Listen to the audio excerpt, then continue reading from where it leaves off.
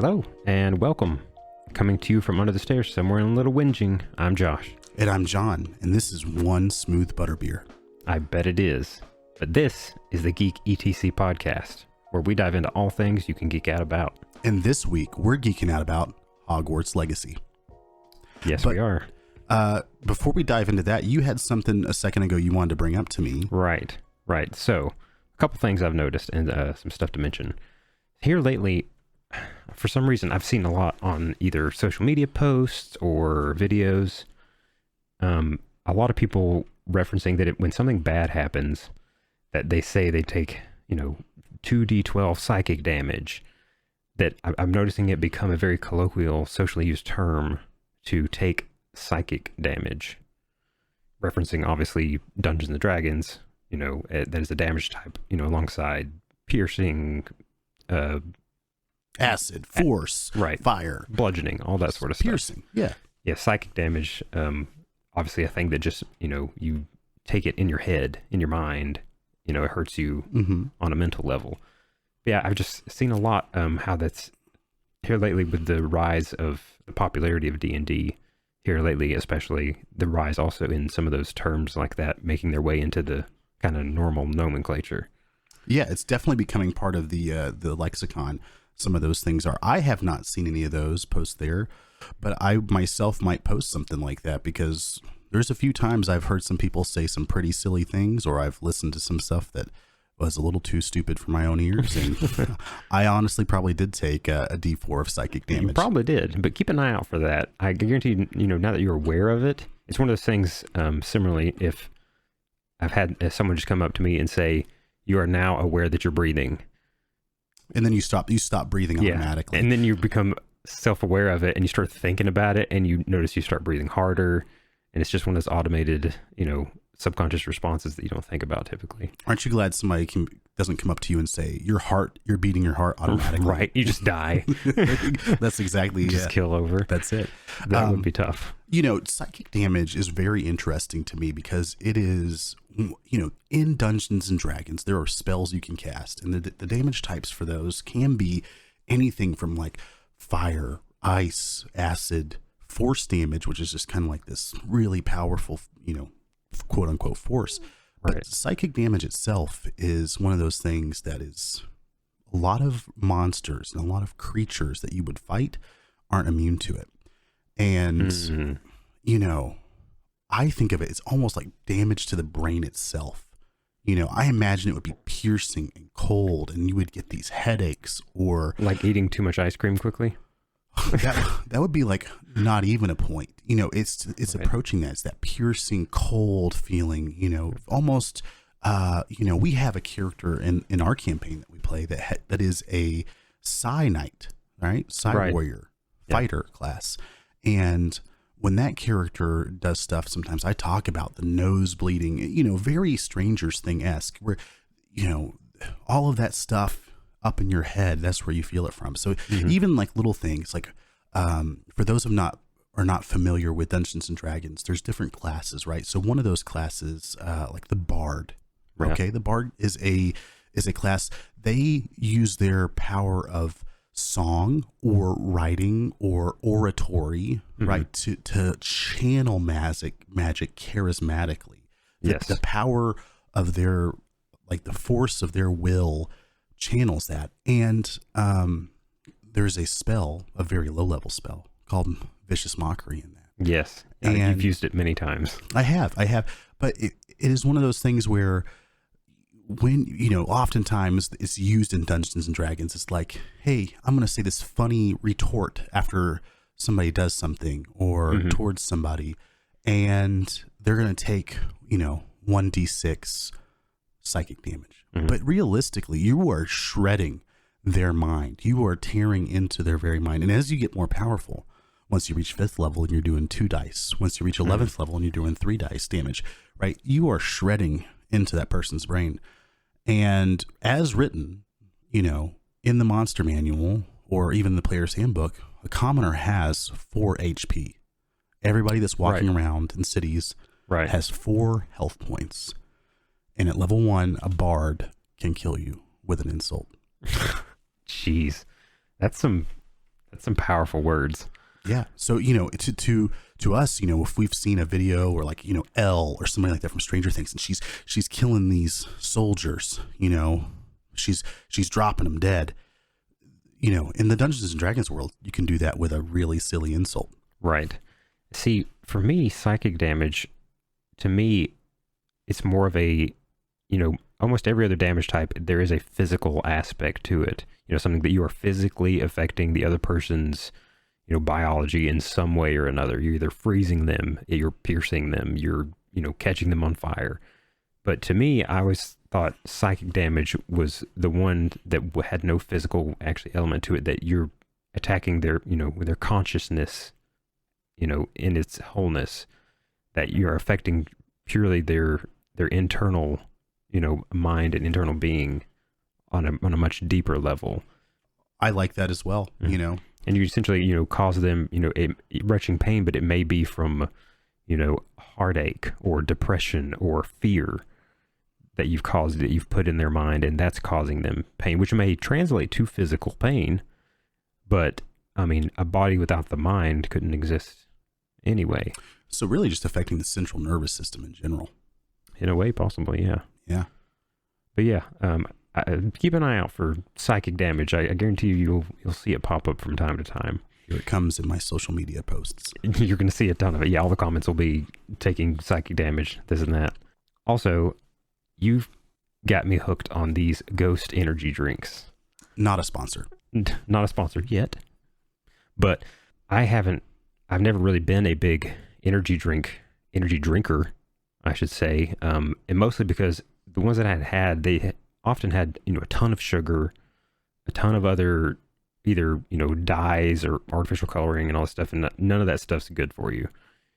And oftentimes, the energy you'd get from the caffeine and stuff, it'd make you feel super jittery, or you'd have kind of a crash afterwards. But you introduced me to these things, and, they're like supernatural. They're not supernatural, I should say. they have natural. They don't have like dyes. They're health potions. They're health potions. 2d6 plus 4, guys. Right. No, yeah. I found them at a vitamin shop, and I was like, oh, this is interesting. And man, here's the thing, guys. I'm a sucker for sour. I love sour things. I love warheads. I like lemon flavored things. And when I saw that they had a warhead flavored energy drink, I said, I want that. Well, that's the thing, is the flavors on them. They have like Sour Patch flavors. They have creamsicle, warheads, a lot of stuff, a lot of actually branded things, such as candy and stuff like that.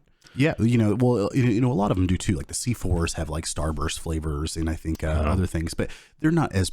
It doesn't taste as good. So if you like, I will say this: we're not a sponsor, and no kickbacks for us, but obviously, because it's a huge brand, and this is episode. This is an early episode for us. Yeah. But that being said, if you like watermelon warhead, yeah. And you're like, I want to drink that. Ghost Energy Drink is where you go to. Yeah, they're pretty awesome, and I like it because, again, there's no sugar or anything in it, so you won't get any inflammation in your muscles from too much extra sugar and any of that kind of stuff. Yeah, it's only got 10 calories, I think. Yeah, 10. So I went from never drinking energy drinks to now I've had a few this week. So thanks. I appreciate that. I can see. It looks like you are actually working on becoming maybe a Tempest cleric, because I see a little electricity coming out of you. Maybe I need to settle out on the energy drinks, then I might explode. But speaking, so sorry for getting you hooked. But speaking of getting hooked on things, so this weekend, and possibly if you have the special edition, you can have already played it. Hogwarts Legacy comes out. And this is not going to be a video game, all video game podcast by any stretch. We're going to go into a lot of different things, books and paranormal and, everything that it says in our about section. But That being said, this is one of those games that everybody's been excited about for a while. It's been put off a few times, and now it's just here within our grips. So, there's never really been, there's been a longing for a Harry Potter game for a very long time. And there's been the smaller ones that have came out, on older PlayStations or Xbox or even things for many years, but none of them were really good. You know, they all seem like they were lacking in some way. Well, there's even the meme, like the PS1, the PS1 Dumbledore. Oh, it's so polygon. or like the image of Hagrid. Oh, sorry, yes, Hagrid. Who did I just say? Dumbledore. Oh my goodness, Hagrid is what it was. Yeah. I feel like PS1 Hagrid. I forgot about that picture. Yeah, you're right. I did too until you mentioned it. Honestly, that was a pretty good ad lib there. So guys, Hogwarts Legacy. So Hogwarts Legacy is an immersive open world action RPG set in the world first introduced in the Harry Potter books. For the first time, experience Hogwarts in the 1800s, late 1800s actually. Your character is a student who holds the key to an ancient secret that threatens to tear the wizarding world apart. Now you can take control of the action and be at the center of your own adventure in the wizarding world. Your legacy is what you make of it. And sounds pretty cool. It does. We've seen some gameplay of it. We've seen some teasers. We've seen some demo stuff, and it looks really neat. It definitely has its own art style to it. I feel like it's intentionally realistic, but still kept animation. The essentially, so here's what's going on. You are a 5th year student in the late 1890s. Yes, you've transferred from somewhere else into this school. Oh, okay. Yeah. I think I saw that in a preview that you've transferred from some other school into Hogwarts. And so for example, so Harry Potter takes place from 1991 to 1998. And then the other Hogwarts stuff that we have out there, or, in that same arena, like the Grindelwald series, the Fantastic Beasts and Crimes of Grindelwald series, those take place in the 1920s. So we're looking at least 30 to 40. This is some of the earliest stuff we've actually got our hands on for it.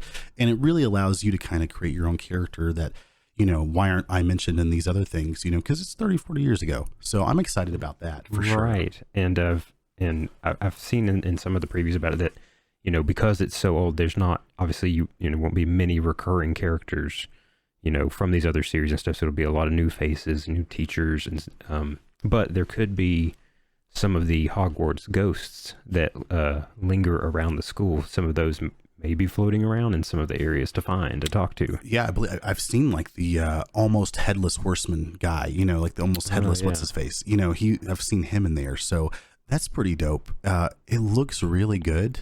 Yeah, but and you'll be able to.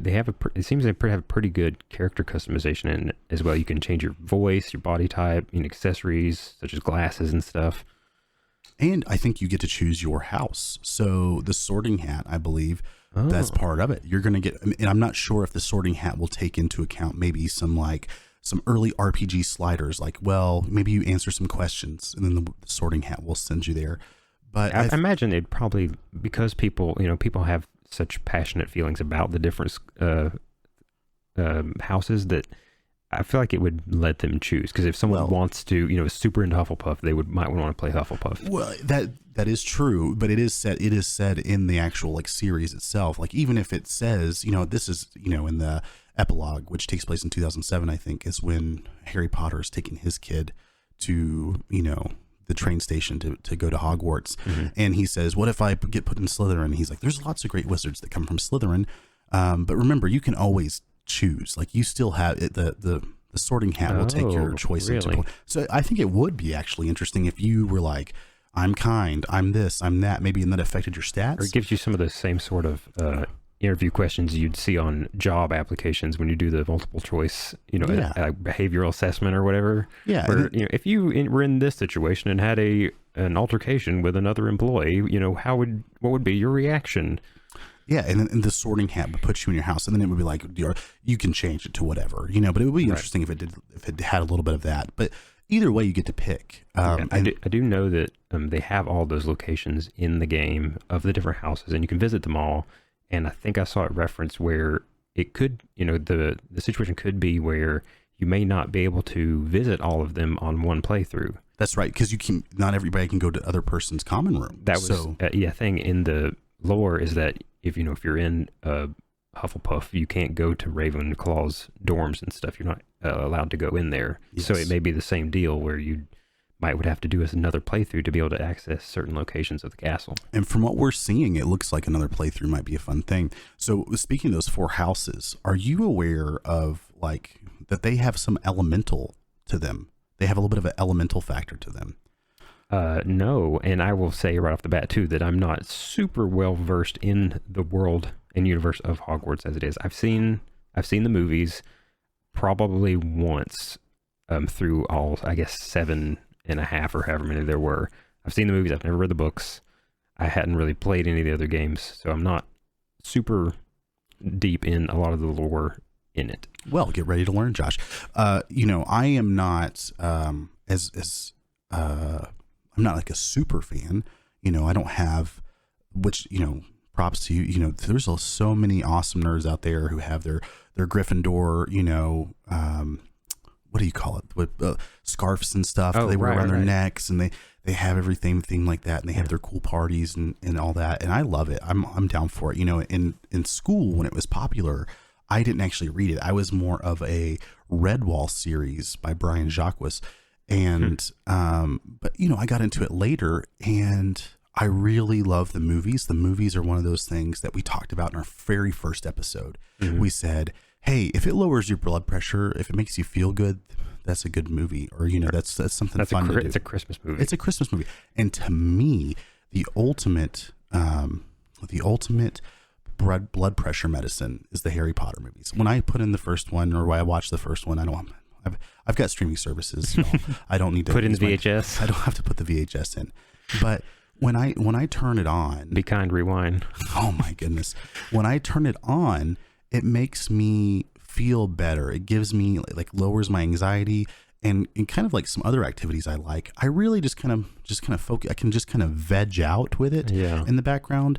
Even the stressful moments, like, fighting the basilisk, or, Well, I even say even though I've only kind of seen the movies maybe once, a couple of them maybe, twice popped up on TV, that beginning music, that kind of signature Harry Potter theme that plays, that sparks so much nostalgia in me. And to me, it just instantly puts me in the kind of Christmas mood, because I remember going to the theater with my family around Christmas to see this magical new movie because I had no idea they were books, or that they were books and stuff. So I hadn't read them, so I didn't know anything about it. So going into these movies was a completely blind experience as a kid. And, and exactly. And it's also one of those movies where I don't hate the children actors. Well, on top of that, that was a kind of relatable thing, because when it came out, we were similar ages to the kids in the movie, from what it may have been a couple of years off, but, as the movies came out, they grew up as we grew up. And so you could kind of, we're growing up with these movies and could relate in that aspect into some of this, even just interpersonal struggles they were dealing with in life. Well, and the book, we were around when the book swept everything, and being in school, it was like everybody had a not a Redwall. That was me. I had all the Redwall books, but everybody was super into the Harry Potter books, and I felt a little left out, kind of like when like Pokemon came out or something like that. I got like a Diglett card, for somebody just gave me, they had an extra one, and everybody else was like running around with like their Charizard cards, right? Or what, holographic Pikachu, or Mewtwo card. But for me, it is one of those things that makes me happy. I like doing it. Like if I'm really stressed out, it's one of those things I really like to listen to. I'm super excited for the game. I think we are going to try to get some gameplay footage and have that up, and that'll be some of our first official gameplay footage on our new YouTube channel, Geek ETC Podcast on YouTube. Yep. And we've got some shorts on there that we have on our Instagram reels and everything, but this will be some of our first actual gameplay. And and on that, the YouTube, our plan behind that is to we'll be uploading some gameplay of a ton of different stuff in the upcoming months and even years beyond that. So just keep a lookout for that coming up. Yeah, absolutely. And if you guys come here from that or after that, we hope you enjoy the podcast. So looking at the actual game itself, so we were talking about the houses, right? So there are 4 houses: Gryffindor, Hufflepuff, Ravenclaw, and Slytherin. And so the Gryffindor apparently is related to the element of fire. Really? Yes, Huh. that's right. And then Hufflepuff is related to the earth element. Ravenclaw related to the air element of air. And Slytherin is apparently related to the water element. I wouldn't have matched those up with that because to me it feels like fire is, a more violent element that I would feel like I would go with Slytherin or something, more unhinged. Well, it's a griffin, right? So I guess there's some type of fieriness to the griffin. They've got the red colors and everything. And I think Hufflepuff is the badger, right? Ground, the earth elemental. I don't think I ever put two and two together about the mythical creatures and the names on that. I mean, Slytherin obviously a snake, but I don't know that I ever put that together. Yeah. In some of the research I was doing, I was looking at that, obviously it's somebody that's probably read all the books is like, hey, John, you're stupid. But, and you're right. But that being said, I thought it was pretty cool. When I looked at it, I was like, oh, that makes sense. Cause Hufflepuff's a little badger dude, it makes sense that he's like the earth elemental guy. Oh, and it makes sense that Ravenclaw has something to do with air. Oh, wow. You're right. Yeah. Yeah, exactly. Blowing my mind. Here we are. And there's also some traits that go along with each house. So there are more traits, but like the single word trait that goes along with each of them. So Gryffindor, bravery. That makes sense. Ravenclaw, intelligence. Okay. Hufflepuff, empathy. House Slytherin, ambition. Oh. And we see that a lot, because obviously Slytherin's not a evil house, because that would be stupid. I guess that's just kind of, they always portrayed them to have some more bad elements in the movies. Again, that's my only reference for it. Yeah, you got especially in the we're dealing with our actual Harry Potter series for sure. Yeah. But the ambition aspect of it obviously lends itself more towards, I guess, evil than the other ones. But, obviously Slytherin is not. They would never be like, hey, we're going to train evil wizards. I guess that's in a basement. That's a good point. Yeah, if they're at the school and it's an official school, a house of the school, yeah, why would not? They wouldn't teach evil stuff. I guess that's the point. But yeah, they are just more ambitious. More go-getters. More making stuff happen. Yeah, and I'm excited to see in Hogwarts Legacy who our Draco Malfoy is going to be. Who is going to be that annoying little kid? Right. Who we're going to be like, oh, you again, your rival. Yes, I want to slam him into a wall. Yeah, because there's got to be one of those kids that's going to be super frustrating. I imagine there'll be kind of that main, associated side character from each house. The Hufflepuff will have their person that, follows you around and does stuff. The person from Ravenclaw, they'll each kind of have their, I don't really want to say stereotypical person, but just someone that kind of fits that theme of each house. Yeah, that makes sense. So that might be interesting to see. I'm excited about the open world aspects of it. Yes, so for those who are not familiar with it, there is the grounds of Hogwarts itself seems to be pretty, open. You can go to a bunch of different places. Obviously, the common rooms seem to be off limits if you don't know how to get into them. But you've got like the whole castle to explore. It seems like, and there are places that you've not seen in the book. You've not seen in the movies that maybe you've read about in the books, like the kitchens or other places that you can go to. And it's not like there are from what we can tell right now. It's not like there are checkpoints or loading points. It seems to be like you're able to pretty much go throughout that. And then I would assume you would have a loading screen to enter the actual open world outside of Hogwarts, where you can go to Hogsmeade, the Black Forest, or to the Dark Forest. You could go to, a bunch of different other places. You can use your broom. There are also different mounts. Like you could have a Thestral mount if you buy a special edition. I think you could, a Hippogriff. There are several. Yes. The creatures are also going to be in it. Yeah, the broom flying looks pretty cool.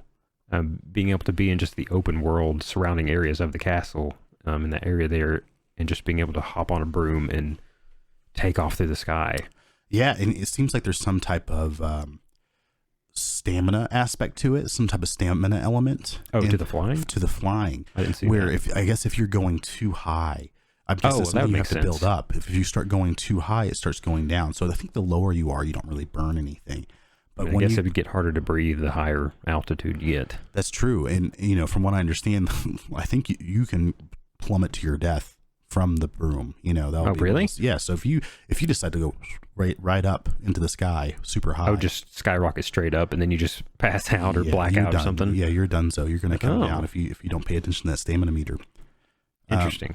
The spells, obviously, it's kind of one of those things where I'm sure they had to really look at, because it's not a turn-based RPG program, right? Where combat's initiated and then people choose their spells, very similar to like a Final Fantasy or even like a Pokemon game or something like that, where you choose those things. It is a very combat-oriented.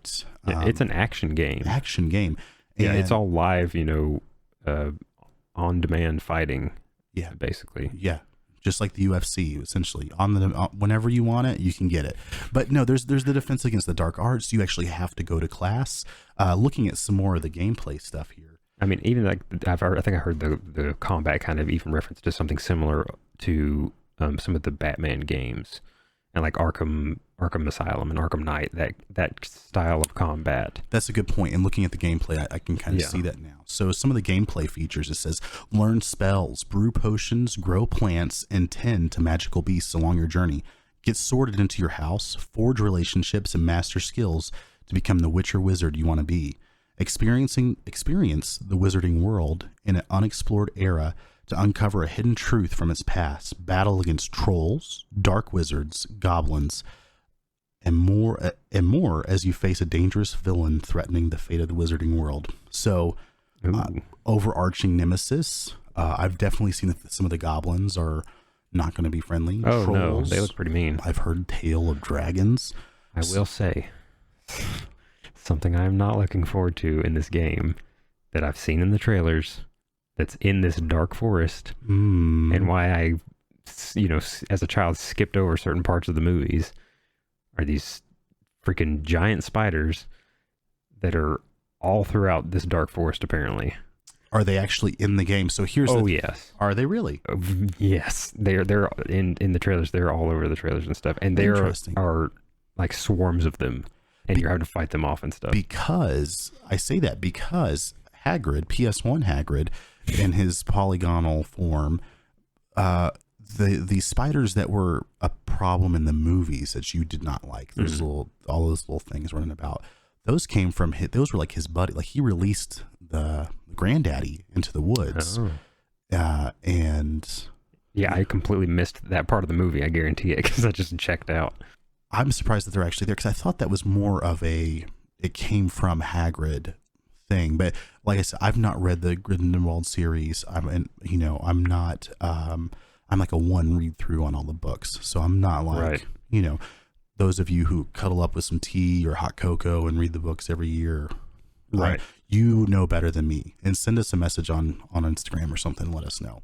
Right. But yeah, they're in the trailer. They're big. They look dangerous. They look like they're coming to attack you. So whatever section of the game that exists in will be probably a minute to get through, but I'll work through it. I made it through Skyrim and the frostbite spiders. So so I've seen the trolls, I've seen the goblins. There's definitely dark wizards. It seems like there's some type of poaching aspect, and I think that's something, a bad guy that everybody can kind of get along with. Everybody hates poachers, even if you're like the worst of the worst person, you're like, you're a poacher? Like, what? Disgusting. No. Leave the animals alone. Yes, don't kill the innocent animals. Especially these fictional, animals. I'm sure they're all close to being extinct anyway. Yeah. I mean, I don't see any griffins anymore. Well, you know why? Is because I think in the books they say, well, that's because the Ministry of Magic has to erase your mind after you see them. Oh. So I have no idea how many times that's happened to me, is what you're saying. No. You definitely don't. There's some things that have happened to you, Josh, that you never remember. So kind of like Men in Black. Very much with the so. deneuralizer. Yeah, but put sunglasses on and just... Instead, it's an obliviate spell. Speaking of which, there are up to 20 spells that you can use in the game. And yes, like we said, Josh is not the, he's not the Harry Potter historian extraordinaire. Aficionado. No. And so I thought it would be fun to quiz you. And I thought, yeah, so okay. You've not heard these before. So I'm going to read you a spell name. Okay. And I want you to just kind of tell me what you think it might do. What it does. I know I can only think of like a couple from the movies or even just the trailers I've seen of the game, but it's few and far between. We'll see how this goes. Okay. So first up, Accio. Accio. I feel like that was one I heard in the gameplay. Was that one where they like jerked them towards them? So essentially it summons an object or creature towards you. So kind of a telekinesis type of deal that it picks up an object and brings it to you. Yeah. So if I was to say Accio drink, the drink would fly into my hand. Or if you were, locked in a jail cell and you saw the keys on the table. Oh, yeah. You could Accio it to And yourself. if they did a bad search on you and you still had your wand, or two wands on you, but that's not always the best. You're supposed to get bonded with one wand. Oh. This should be easy. Ascendio. I guess it would make things ascend. Propels someone into the air. Good job. Okay. What about, and this is also an easy one, Bombardo. A little round bomb man from Mario shows up and he runs into battle and explodes your enemies. And he's voiced by Chris Pratt. So it creates an exploation is what it does. So it just explodes. Yeah, it explodes. It's like a, famous from one of the Harry Potter movies. And I know the movies. I watch them all the time, folks, but it's the one with the, God, what's that lady everybody hates in the pink? She takes over the school and, I know what you're talking about. She does like the Bombardo Maximus. She goes into the room of requirement, which we'll talk about here in a minute for Hogwarts Legacy once we finish this quiz up. But, all right. So this one is an important one. Crucio. So from what that one sounds familiar. I think I saw that one in a trailer. And isn't that one of those, the unforgivable spells? It is, yes. So it is it's like the torture spell, essentially. Torture spell. It is like a torture curse. So is that purely psychic damage there? 2d12. 2d12 starting out, and then if you cast it at third level, it hits, one extra d12. Huh. So it just torture them mentally kind of thing? Or? It's excruciating pain to their body. Huh. And in the movies where they show it, like they do it on a spider, which you probably wouldn't feel bad about. They do it like on a water spider. Amazing. But, they're like, its body's just writhing in pain. Right. It just hurts everywhere horribly. Yes. All right. So the next one, Expelliarmus. Expelliarmus. I know I've heard that. Is it a attacking spell of some kind? It can be. So it's a disarming spell. Whatever they got in their hands. Oh, right. I remember seeing that they would do that and they would knock someone's wand out of their hand or something. Yeah. Oh. All right. Immobilis. The root word there. Right. If they're on a mobile phone, it makes it unusable. That's right. So yeah, it does tech damage. No, it immobilizes living targets is what that does. Oh, right. So it a Nokia isn't vulnerable to that. Yeah, it is. A Nokia would be.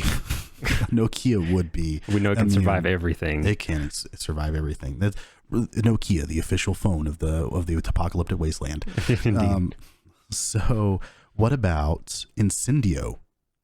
Oh, that's got to be fire some kind. Yeah, okay. Conjures flames. Okay. Lumos. It reminds me of something luminous. Is it like a light? Yeah, it's a light spell, pretty much. That's what Gandalf uses on the crystal and his top of his staff. It really is. Yeah, he's Lumos out of. They cut the scene where he said it, but or did he just say it in Elvish quietly to himself? Ooh, maybe so. Maybe. What about Avada Kedavra? Oh, I know I've heard that one. I mean, other than pulling a rabbit out of a hat, abracadabra, I can't. So I don't remember what that. This is also one of the 3 unforgivable Oh, curses. okay. This is the killing spell, and in Hogwarts Legacy, you can use it. And So- I don't know what it does. I don't know if there's some type of evil to good meter. Such power word kill. Yeah, essentially. Well, and as far as we know, the only thing that's ever survived of Avada Kedavra is Harry Potter. Oh, that's what who shall not be named. Is that what Voldemort used on him when he's a baby? Yes. And it reflected back and hit him or whatever. Okay. So Right. that is one of the and you can use it, you can use it as much as you want, apparently, in good old Hogwarts Legacy. Yeah, it seems like I've heard some mention of these unforgivable spells, and I'm almost wondering if part of the story is, obviously they're unforgivable, but are they at this time back in the 1800s? Was it 1800s? It's 1890s is what I believe it that's is. right. In that time, were they unforgivable? Yet maybe something that happens in this story where we learn how they became unforgivable. Well, I imagine in the wizarding world of Hogwarts that the killing spell would probably be one of those things that is bad, because homicide has been bad for some time. So I think That's true. that's what I'm saying. I don't know.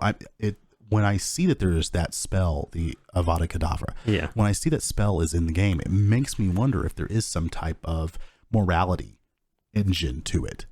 I see what you're saying. That, I mean, yeah, you can use it, but yeah, or if there's even some consequence that if you use it, a ton, that if that affects something later down the line. Exactly. Huh. And last spell, and this is probably outside of the killing curse, probably one of the most dangerous spells that I've heard of. Mucus ad nauseum. Does your nose just start pouring? Inflicts an extreme runny nose or cold. Oh, wait, does it really? Yeah, that's it. Oh, I actually got that one right. Yay. Wow. So you got the light spell right too. You just have the worst cold imaginable. That's right. Ugh, that's pretty bad. I mean, dying's bad, yeah, sure. Torturing's bad, I get, but freaking a runny nose that won't stop. I mean, come on.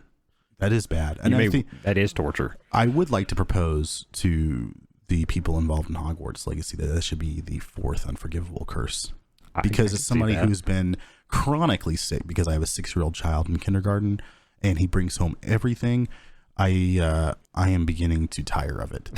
Tire of the germ magnets that come home. Yes, kindergarten is a petri dish, and my son is the slide, and he comes home, and you can't not hug him because he's so cute. Right. But you're gonna get sick because of it.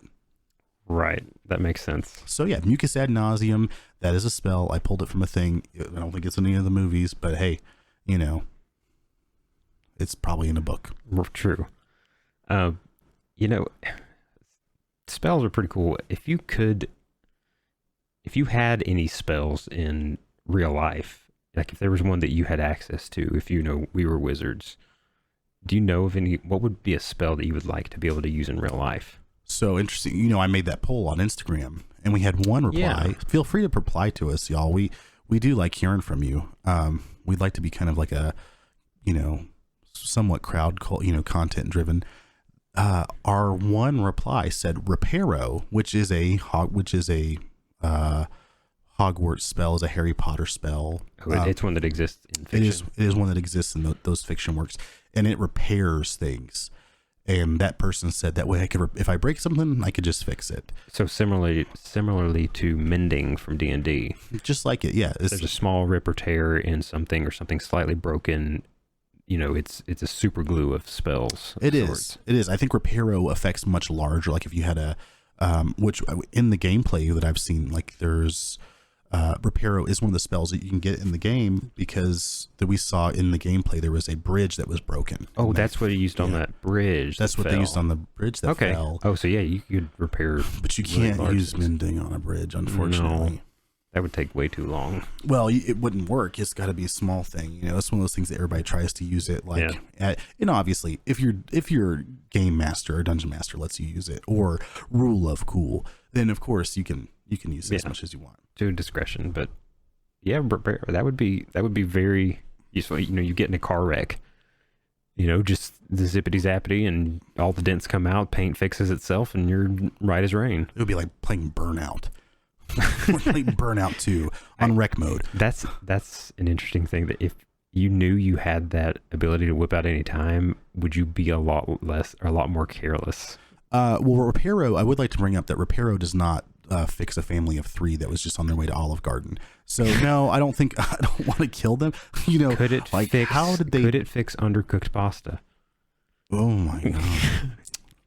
It might just make it dry again. Or would the act of cooking pasta, would the magical essence see that as you've burned the pasta, so it might just restore it back to its dry pasta self? That is interesting. Yeah, I don't know. Huh. But well, it would probably work on like a 1997 Volvo, and it would be really weird if the police came up and there was a dead family of 3 or 4 in their car, and the car's perfectly fine. Was perfectly fine. The glass is all there. I don't know. I have no idea how this trauma occurred. Must have been aliens. Must have been. Yeah, zapped them up, did some experience, put them back in the car. As far as I know, there is no alien subplot in Hogwarts Legacy. Boy, that'd be a twist, wouldn't it? Wouldn't it? God, just like Fallout, you're just walking and you see a UFO. Instead of Wild Wasteland, it's Wild Hogwarts. Oh my gosh. Yeah. Yeah. Well, that's the true threat that lives in the woods. That is true. Yeah, maybe that's the spiders are originally from a different planet. I'd believe it. And they've given them sanctuary there. Sounds suspicious to me. Because I think aliens would probably treat with the wizards before they treated with the muggles. I could see that. Because they could fix a 1997 Volvo with Reparo. You could. That being said, I don't drive a 1997 Volvo. I don't either. I don't know why that's where I went to. If you drive one 1997 Volvo, send us a DM of it, and let's. Yes. If there's any damage to it, we'll tell you whether the mending spell or the Reparo spell would work. I've heard they're quite good cars, actually. Oh yeah, they're just tanks. Yeah, I heard too a story. This was a while ago, that the owner of IKEA, pretty big company. Most people have heard of it. It's kind of all over the world. Meatballs. Yeah, which are also apparently delicious. I have never had one. I haven't actually ever physically been to an IKEA. Yeah. I have a couple things from there, but I haven't ever been to one. But I heard that the owner, he's surely a multi-millionaire of some variety, but he drives like an 80s Volvo station wagon or something that he's had, and it has like hundreds of thousands of miles on it. Well, they are essentially armored cars. Right. But he does it, the interviewer, I think, said that he did it, to demonstrate to his employees the, responsibility of making things that you own last, and not just, when something breaks or something breaks down, going out and, trashing it and just buying something new, to try to make things that you have last as long as possible and take care of stuff. And just kind of the theory behind making things worthwhile and last as long as possible. Yeah. So, let me see. What spell would I want? I would want. That is a hard question, and there's I didn't know this question was coming up, so there's a little bit of ponderance on my end. Things I like, and this is very much like the classic. What superpower do you want? Oh yeah, kind of thing. I would think that I would want, and this isn't necessarily from Hogwarts, but some type of teleportation stuff. I was going to say the same thing. Oh, so I'll separate it. Let's see. Flying is a good one. Well, you can talk about that one. Well, again, yeah, when it comes to powers or spells and stuff, something intriguing about teleportation. Yes. And when it comes to usefulness and utilitarianism of that, like, to me, that seems like the most utilitarian thing that you could have. It is. I think it is the ultimate travel method. We see it right. Going back to Hogwarts, specifically in the Harry Potter movies, we see it. There's the flu powder in the chimney. There's the apparate spell, which is more of like a transport, but more of just like a super fast flying spell. But you see those things where they're just like, and they're in Diagonal Valley. Diagonally. I'm about to make a post about how silly Harry Potter was because he couldn't say Diagon Alley, but even though he's been there like 4 times, there is something to the there's something to that like I imagine right now, if somebody invented a teleportation device that where you touch something and you show up in another place touching, like some type of monolith. And imagine you had a monolith at point A, and then you touched it and you were transported immediately to point B monolith. You would put so many things out of business. If you were able to do that on a large scale, there would be no more airports.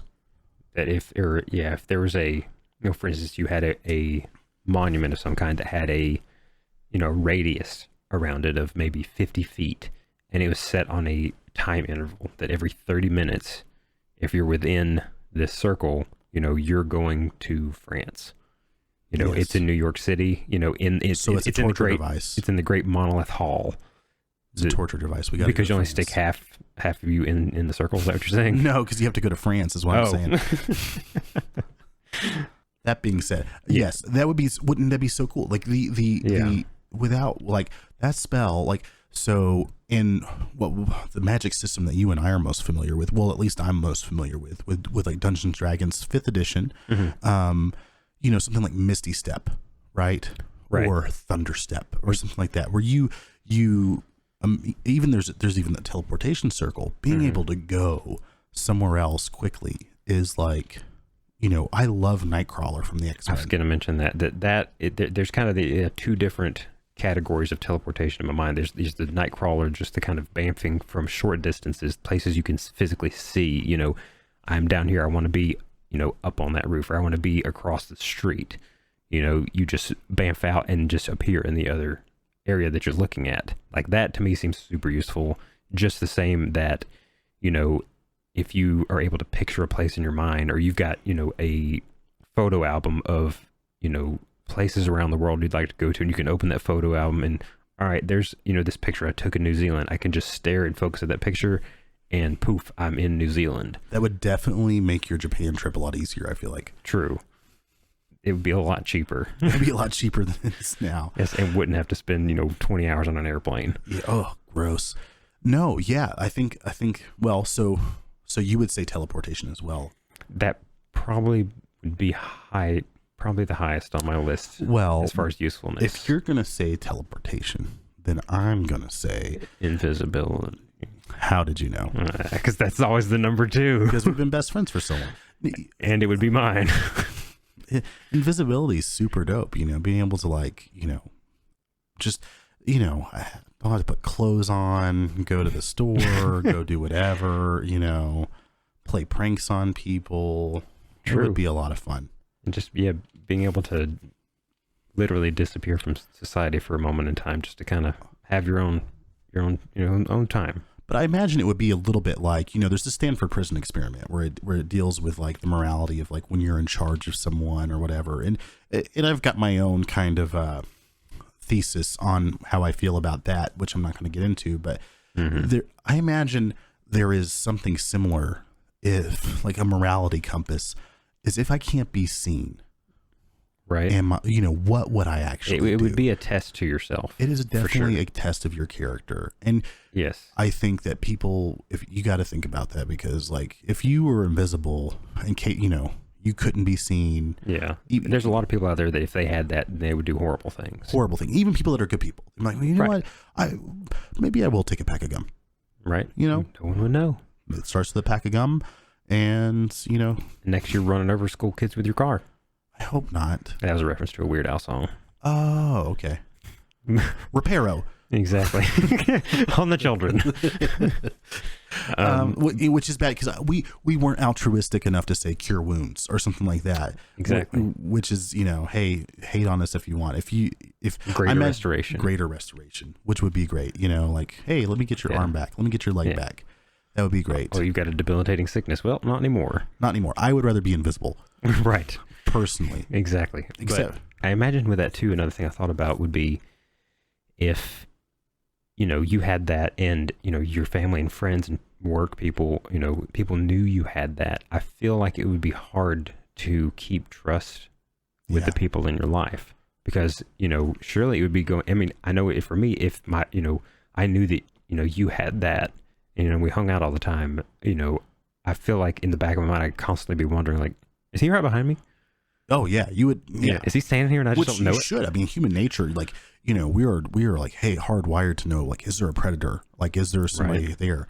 And yeah, I think if you had the invisibility spell, you and your sister would just get into fights all the time. Right. She'd be like, where is this? And you'd be like, I don't know. And like, you took it. You're right. Yeah, Especially, any kind of sibling rivalries, I'm sure, would get very intense. oh yeah, yeah. She might choose cure wounds or something, but for sure, I think that that would be a really cool one. Invisibility, greater invisibility. Yeah. Greater invisibility would be better. Let's just go out there. There you go. I'm going to say greater invisibility from 5th edition because you can take actions. I could attack somebody and still be invisible. There you go. You could pick up your hot dog and make it float around and not disappear out of the invisibility. Anything you're carrying or wearing. So if you're just carrying a hot dog, then it's fine. Well, it might. I think the hot dog would eating the hot dog be an action? No. Well, that's debatable. Bonus action, maybe. Other than that, my other default answer would always be just to be able to fly. Oh, who doesn't want to fly? Superman style. Who doesn't? Neo from the Matrix, just take off, look up, and take off. Yeah. Superman. I've had it's a common thing for to have dreams of flying, and I haven't had one in a while, but I used to have them a lot as a kid of going out in my backyard, and my backyard at my parents' house when I was a kid had a pretty steep hill behind it.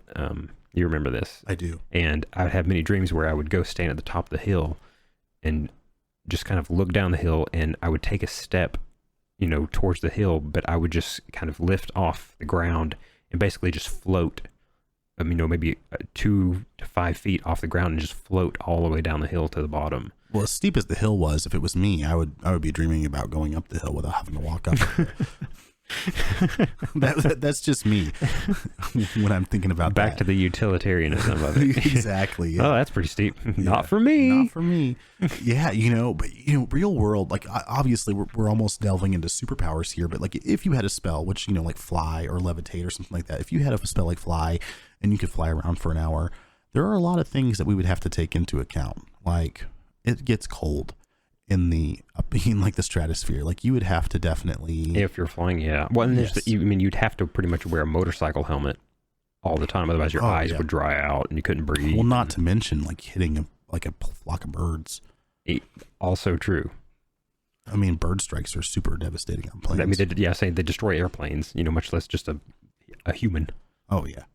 Do you have anything is there anything out there that you think is like, we've talked about Hogwarts Legacy a little bit and some of the hype that we have for that, all the cool spells and everything. Is there some type of dealing with magic in general? Is there like a magic system that you really like in literature or gaming or in movies or television that you find really interesting? You could kind of think about it in magic in a way, but I was, always fascinated by the idea of the Force. Okay. In Star Wars which again, I kind of wasn't about the whole idea of midichlorians and that it's a genetic thing if you can control it or not. But I like this, from the original movies of just this, ethereal thing that exists that anyone is able to tap into. Kind of like the weave, right? Or something like that. Like in Dungeons and Dragons, they call it like the weave, right? There's like this kind of like layer of magical like essence that kind of rests and like that kind of is there in the periphery, almost like interdimensional, right? It's like a fifth dimension. It's basically, it exists all around you, and it's on the same sort of, well, I guess in that instance it'd be a different plane of existence maybe, or a different dimension, but it still exists within the world that you exist in. It's just whether or not you can tap into it. Because I play a character in our game that we play together on Sundays, where I'm a player, which is nice. That my character is somebody that's kind of been like through magic has been violently attached to the weave and can see the weave working, and it's kind of driven him mad. He's got these tattoos of lines all over the place, and he can see this thing that nobody else can. And he, other people are magic users, but they can't necessarily see the weave. These auroras or whatever that kind of go through. I think in the new Baldur's Gate 3, the game that came out, that is based on Dungeons and Dragons 5th edition, there is a mission that you can do where you actually get to tap into the weave, and it's like a special thing that you have to do, and it's very hard to get it, the actual mission, or very hard to get the actual cutscene where you're able to do it. Yeah. But you're able to tap in and see the actual fabric. Really? Of this magic, these thin lines that kind of run through everything. So I like that. I think that's neat. To be fair, I mean, the Force is a lot like magic. Right. It really is. Force lightning. Yeah, you can create lightning, Spell. you can move things with your mind, you can think telekinesis, spell, right? Jump, spell, astral projection. Yes, spell. Well, mind control, any of these kinds of things. Charm spells. It is very much, and that's the reason why a lot of people, they call them like, oh, they're space wizards, because they really are. They are, and I think that is something neat, is like, what if midichlorians weren't really a thing? What if it is, but it's like they just hang out on the threads of the actual weave of the Force. They're like what are those little bears that can survive? The water bears. Yeah, water bears. They're like microscopic little things that can survive anything. Yeah, can survive anything. They just really love like hanging out in the like projection of the Force. And so everybody's like, well, because there's so many of them here or in their blood, that's the reason why. Are midichlorians like microscopic beings or animals? I don't know. Wouldn't that be crazy? Or is it just like a different type of blood cell, or is it actually they said, like I think, a mite? Well, it surrounds everything, right? They said the Force is the Force does, yeah. Yeah, so that's what I'm saying. I think it's the midichlorians. I feel like there's some contradicting statements, maybe. Maybe so. This is one of those things where with world building, if you're world building something, you don't have to answer every single question, because you know what? We don't know everything about where we are now. You don't have to have every single thing laid out, because we don't know what's in the ocean of our own planet right now. Yeah, we've only explored so you don't need to know what's in the ocean of your planet. You can just make it up as you go. And you know what? You're right, because you created it. Right. This is your world, your creation. You can, Bob Ross all you want to and make it whatever you can envision. Maybe there's a tree that lives over here. Maybe there's a happy little hydra that, lives in the ocean or something. Yeah. Well, that's interesting. I've never thought about the Force. I mean, well, I have. I've obviously thought about the Force. That's not what I would have said first thing, and I wouldn't have even included it because I wouldn't have gone there. But when you said it, it makes so much sense, because Force, I can relate those. And even, we're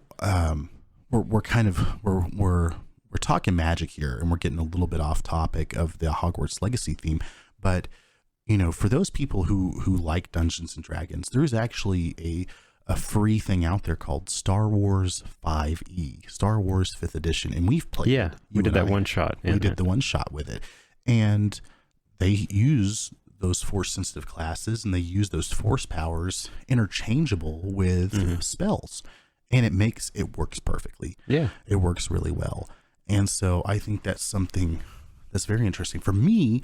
I think something like The Witcher is pretty neat, where those spells are kind of cool. When I struggle, I am fellow nerds and geeks out there. I am a wannabe writer. I want to write books. I try. I get a couple chapters in. I go to the next one. I can never finish. I'm very bad about doing that. And when I write fantasy stuff, thinking about the actual magic system itself, something like The Witcher, where you have to pay for that magic somehow. Well, full disclosure, I'm not super familiar with how the magic works in that. I've seen the shows. So, like in the show, for example, remember she has the flower, and in order to make the flower, to be able to make the rock levitate, the flower dies. Right? There's like this give and take. Right. And I think that's an interesting thing as well. I guess that falls into the mindset of matter and energy can never be created or destroyed. Yes. It's just repurposed. Yes. So all you're doing is manipulating matter and energy in that way. Yeah. I kind of like that as a magic concept that is, literally just energy and matter manipulation. Yeah. That I mean, it keeps that kind of aspect will keep a balance, still keeps that balance in all things. And if it was like a dimension, like, or even like a, we could never explain UV light to to somebody in the maybe the I guess you 1300s. Back that far. Yeah. Let's go to the 1300s, or something like that. I mean, I'm sure there were some people like the 1700s that were aware of like UV or infrared or something like that. Different light spectrums and such. Yeah. You couldn't explain that to somebody in the 1300s. Right. It'd be, well, you could, but it would take a little bit, and you'd have to like speak their language, and that would be a whole thing. But that being said, if that magical weave existed almost like another spectrum of light that we couldn't see without maybe some type of special spectrometer, right, that not even night vision or whatever can see, right. or infrared goggles or FLIR, then that would be interesting. I think that's the thing that's cool out there, is if that's one of the things that binds or is available, because you can use that logic to say, well, that's how the magic in Harry Potter works, right? And I guess to not get super, otherworldly or metaphysical and stuff, but I mean, in the same way how, like you said, trying to explain that to someone from the 1300s would be super difficult, and it would be very hard for them to even grasp, like, how in the world can light exist that you can't see? Like, that sounds crazy. I mean, what if there's something like that for us now? Oh, that if someone from 2500 were to try and explain some concept to us that seems preposterous right now, it's time travel entirely possible, because or something else. Everybody that lives, right? Everybody that's alive always like thinks that, hey, we're the smartest people that have lived. We have televisions, we have internet, we have flying planes, we have helicopters, right? But everybody has those inventions. Everybody's had those inventions throughout time. You go back in time and you look at like the Antikythera mechanism or something like that, where what? The Antikythera mechanism. It is a Google it. It is a, because I don't want to misquote when it's from. It is a mechanism that was used to tell like the path of the sun and stars, and like kind of like manage celestial bodies. And what year was it from? Oh, that thing. Yes, I have seen that. What year was it found? What year would they claim it's from? Like it's BC. The wreckage retrieved from a shipwreck off the coast of a Greek island in 1901. Yes, but it was from when they found it. Created 2nd century BC. So 2nd century BC, this mechanism existed. And when they go through and they look at first off, if the world collapsed around us right now, the internet would be, if me and Josh in our families were the only people that lived through it, right? Josh and I don't know how to make the internet. Josh and I don't know how to make cars. Josh and I can't make a smartphone. Josh and I don't know anything about mining lithium or anything like that. Right. There is a hive mind of knowledge that once that's gone, it's gone. And that's what happened to a lot of this ancient knowledge. And then when you look at the Antikythera mechanism, right, this thing, I couldn't make that. No. And if I tried my whole life, I don't have that type of mind to be able to do that. But the Antikythera mechanism, from what I understand, it took into account that the world wasn't even a circle, or it wasn't round, it was an oval, and then it kind of like it's fat at the equator. It took that into account and is super accurate. And there's all these little gears, and it's kind of like widely considered the first quote unquote computer.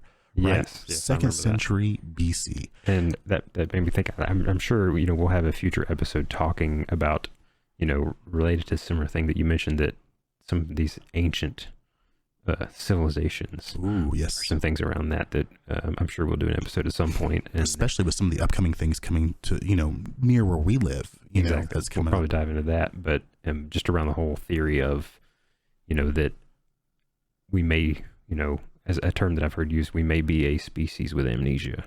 Yeah. So we'll dive into that another time. And dive into some of the paranormal stuff too soon. I think that would be very good as well.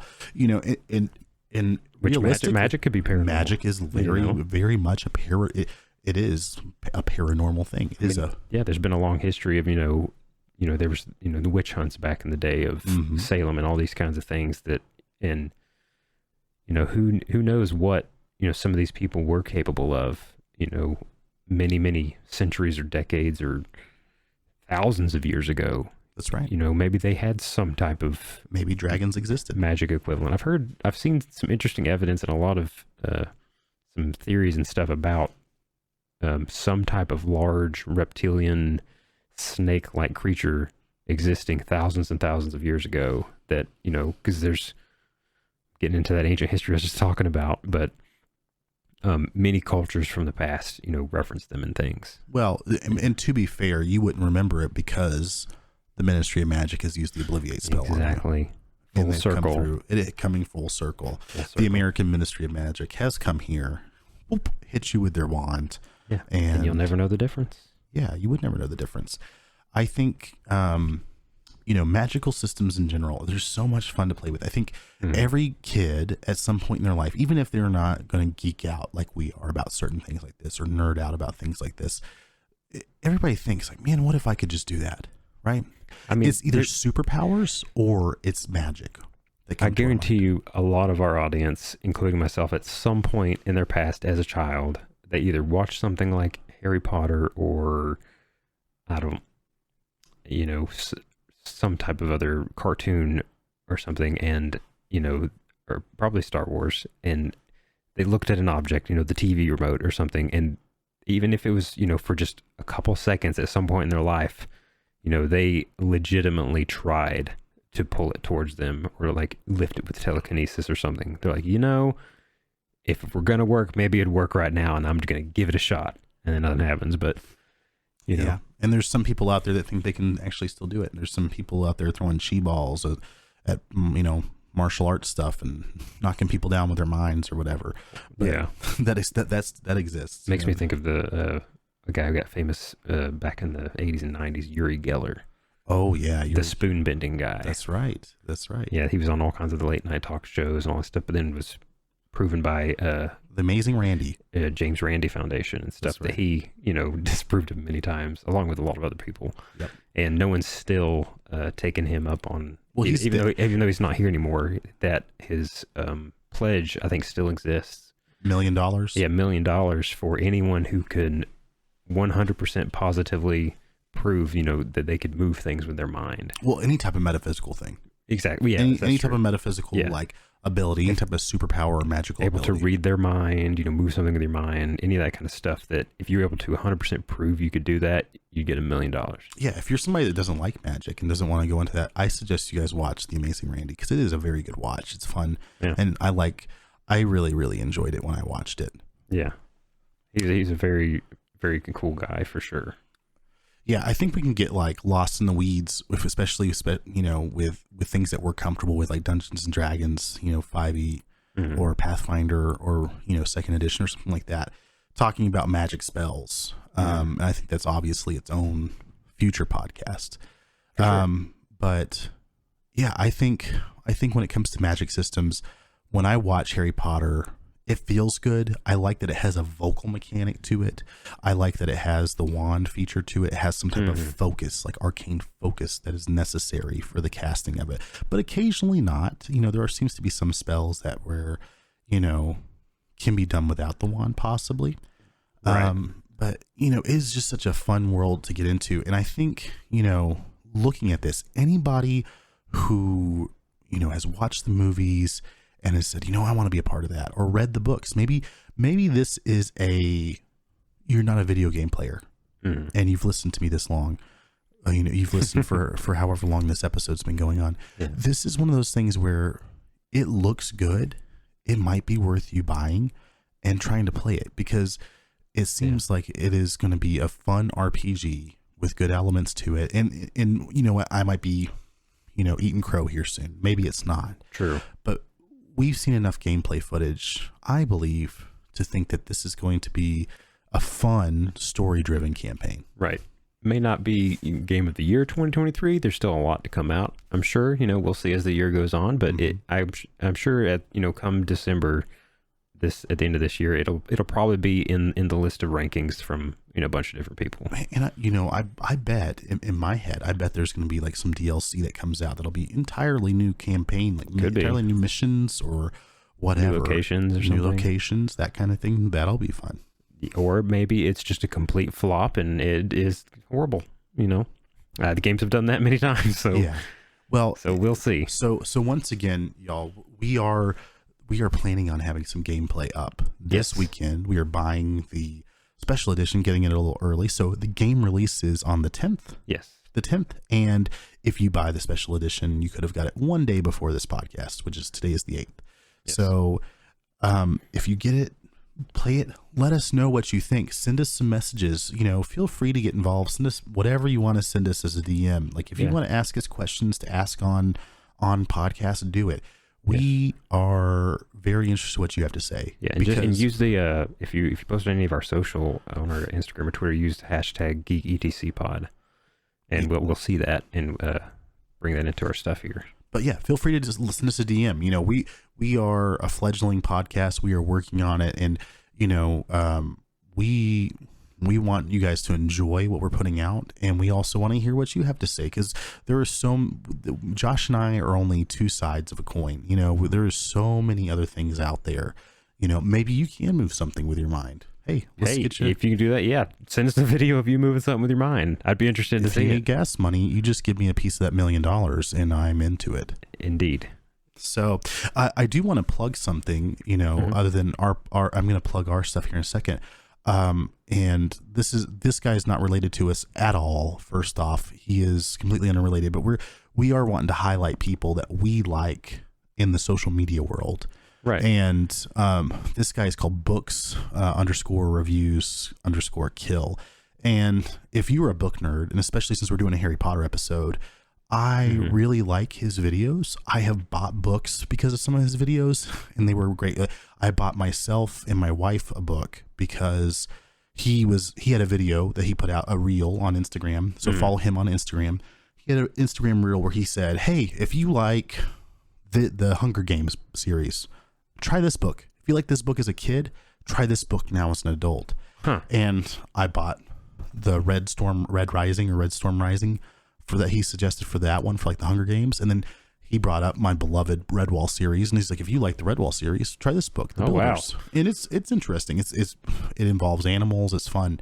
It's a fun book. So that's cool. He has a lot of videos like that. He's not like 1 million followers. He's got 100,000. So he's pretty popular. But he's one of the better Bookstagrammer accounts. And if you're a Bookstagrammer account, hey, keep doing it, because we think you're awesome too. But if you're looking for some content, or honest to God, if you're just looking for some good book reviews or somebody that can give you some good ideas, everything that he's put out there so far seems pretty good. That's awesome. I've been meaning to get back into some reading for a long time. I've got a ton of books that seem interesting to me, but I buy them and flip through a couple things and then put them on a shelf and don't ever touch them again. Well, who knows? I mean, after playing Hogwarts Legacy, you might be reading the first book of Harry Potter. We'll see. We will see. I don't know that it might change my opinion about it that much, but you never know. I don't think there's any spiders in the first book. Maybe something magical will happen. All right. So make sure you guys follow us on Instagram, @GeekETC Podcast, and on Twitter @GeekETC Podcast. Visit our website, www.geeketcpod.com. Right. And also on YouTube @GeekETC Podcast. Absolutely. Yeah, so check them all out. We're going to have some extra content coming up here shortly, and I'm excited to see what all we can get to in the wizarding world and where that's going to take us. And guys, remember, the geek community, we fight better together. So let's stick together and let's stick together out there. We need each other, and we need each other to make our voices known so we get the content that we want. Right. Doesn't matter whether you're a Quarian or a Krogan, Kobold or Kraken, keep geeking out. Do what you do.